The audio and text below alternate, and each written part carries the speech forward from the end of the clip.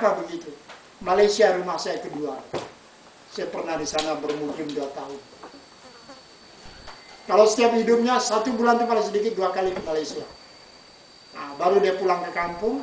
Dalam masa sudah itu dia pergi lagi ke Iran. Berarti itu dia sudah di Jakarta ya. Dia pergi ke Iran, konferensi tingkat tinggi Islam, mendamaikan Iran sama Irak. Dia balik lagi tidak lama sudah itu ke Irak dalam tujuan yang sama. Sunni sama Syiah ini tidak bisa damai. Yeah. Tapi perang bisa berhenti. Dengan adanya konferensi tingkat tinggi Islam itu berhenti perang. Damai tidak, karena dia orang ini lain paham ya.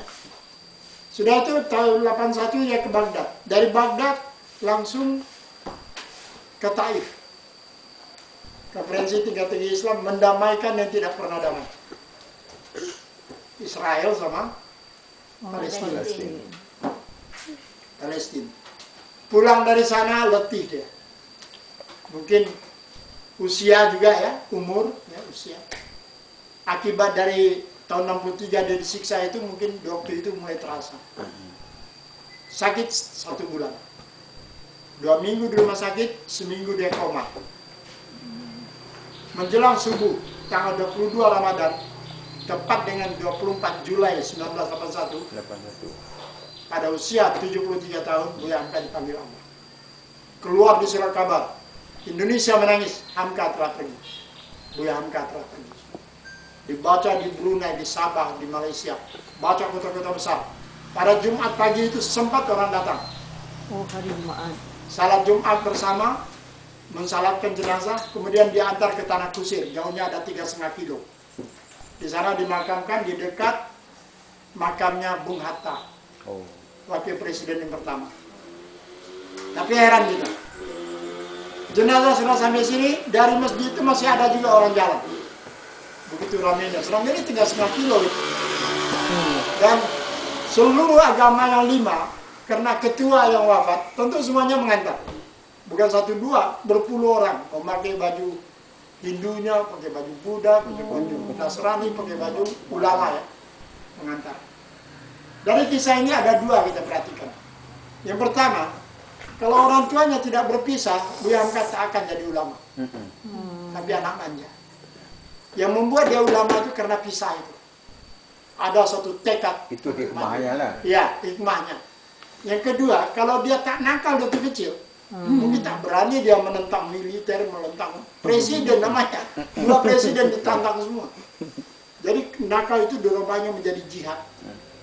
Makanya dia berani dan tidak takut mati. Buya Hamka mempunyai 8 kelebihan.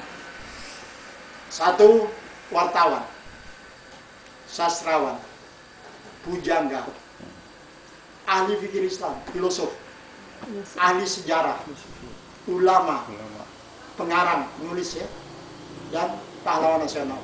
Walaupun sampai sekarang secara resmi dari pemerintah Thailand kita tidak tahu apakah ini politik atau tidak. Kemudian Buya Hamka menyelesaikan buku 118 judul yang sudah jadi buku. Tapi yang sedang disiapkan mungkin semuanya lebih dari 300 buku. Masih ada dalam kaset, masih ada dalam TVRI dan lain-lain. Buya Hamka mempunyai 4 pesan. Nah, ini boleh kalau mau catat silakan, atau dari itu saja ya. Yang pertama Buya Hamka mengatakan, orang pintar adalah orang yang merasa bodoh. Orang yang merasa bodoh. Sehingga tak berhenti membaca dan belajar. Dan Buya Hamka juga mengatakan, bertambah banyak kita membaca, bertambah bodoh kita. Karena luasnya ilmu Allah itu dijadikan tinta air laut, tidak akan cukup untuk mencatat ini. Karena otak kita cuma sebesar tinju. Itu dirinya. Buya Hamka itu cuma sampai sekolah rendah 3 tahun. Tapi kenapa dia mendapat doktor 3 kali, profesor 2 kali? Kebanyakan yang memberikan dari luar negeri. Kalau kita pikir anak sekolah rendah 3 tahun tak bisa apa-apa ya. Tapi dia menjadi profesor dan doktor.